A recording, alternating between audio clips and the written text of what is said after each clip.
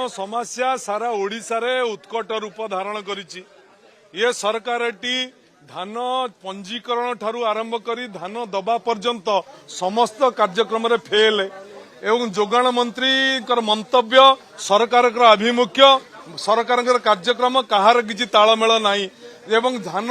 पंजीकरण बेले जो जटिलकरण पंजीकरण प्रक्रिया कले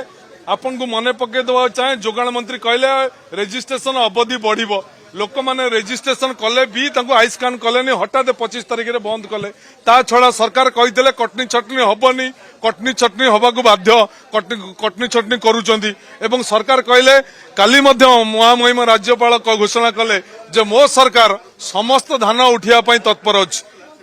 किंतु धानर टार्गेट करदे 150 क्विंटाल के अधिका धान दे पारिबे नाही एवं आपण देखंतु गत वर्ष जो चाषी माने जेतिकी धान देइथिले ताठारु कम टोकन चाषी मानक पाखु आसीची चाषी आज खरा काकर तार उत्पादित शस्य को धरी राजरास्ता रे बसीची तेणु बिजु जनता दल गोटे सक्रिय विरोधी दल हिसाब से सशक्त विरोधी दल हिसाब से ओडिशावासी स्वार्थ ओडिशार चाषी स्वार्थ लड़े जारी रखी लड़े कर जे पर्यंत चाषी तार हक न पाई से पर्यंत बिजु जनता दल तार लड़े जारी रख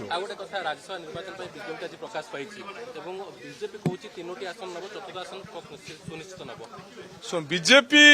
विभिन्न प्रकार गणित करुच्ची विभिन्न अंक करुच्ची से हुए तो तांकर दल घोड़ा बेपार रे विश्वास करे से केमिति कोन नेबे से जानिचंती किंतु मु आपन को कहि रखे बिजु जनता दल तार 2टा सीट जितिया कथा जितिबो बिजु जनता दल प्रार्थी 2टा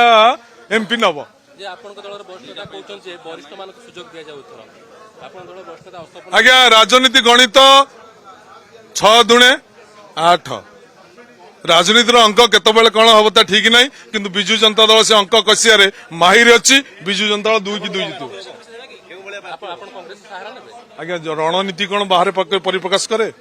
बाहर परिप्रकाश करा जाए कि रणनीति आप अपेक्षा करंतु नॉमिनेशन पर्यंत प्रार्थी रिजल्ट पर्यंत एते व्यस्त काई आपन के दलर वरिष्ठ नेता अस्तपना कहउछन जे वरिष्ठ मान को सुजोग दे के वरिष्ठ मान को पठा जाउ सने बहुत दिन धरि काम करछन दल नवीन पटनायक होचंदी एमितिया नेतृत्व जे वरिष्ठ कनिष्ठ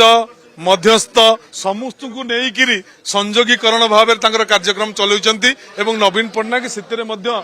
बहुत माहिर अछंती एवं गोटे समांतराल भाव संतुलित संतुलित कमिटी संतुलित नेतृत्व नवीन पटनायक ओडिशावासी दौर